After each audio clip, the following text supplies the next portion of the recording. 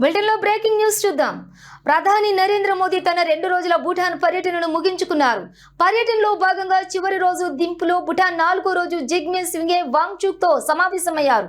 అనంతరం కాలచక్ర కార్యక్రమంలో పాల్గొని న్యూఢిల్లీకి తిరుగు పయనమయ్యారు. సైబర్హుడ్ ఫస్ట్ విధానానికి భారత్ ఇస్తున్నటువంటి ప్రాధాన్యతను ఈ పర్యటన మరోసారి చాటి చెప్పింది.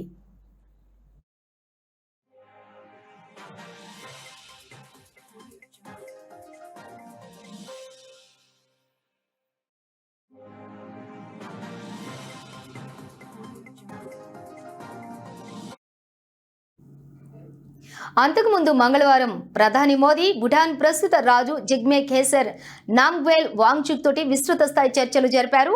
ఇంధనం, కనెక్టివిటీ, సాంకేతికత, రక్షణ, భద్రత వంటి పలు కీలక రంగాల్లో ద్వైపాక్షిక సహకారంపై ఇరువురు నేతలు సమీక్షించారు. చర్చల అనంతరం భారత్ భూటాన్ భాగస్వామ్యంతో నిర్మించిన 120 మెగావాట్ల పునత్సాంగ్చు జల విద్యుత్ ప్రాజెక్టును ఇద్దరు నేతలు కలిసి ప్రారంభించారు. ఇది ఇరు దేశాల మధ్య ఇంధన రంగంలో బలపడుతున్న బంధానికి నిదర్శనంగా నిలిచింది.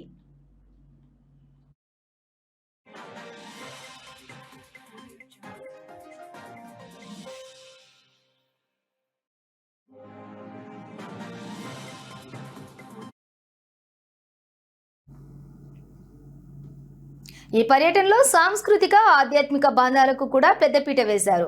భూటాన్ 4వ రోజు జిగ్మే సింగే వాంగ్చుక్ 70వ జన్మదిన వేడుకల్లో ప్రధాని మోదీ పాల్గొన్నారు. అలాగే థింపులోని తాషే చోట్జాంగ్లో గౌతమ బుద్ధుడి పవిత్ర అవశేషాలను భూటాన్ రాజుతో కలిసి దర్శించుకున్నారు. ఈ యొక్క ప్రత్యేక కార్యక్రమం కోసం ఈ అవశేషాలను భారత్ నుంచి పంపడం విశేషం.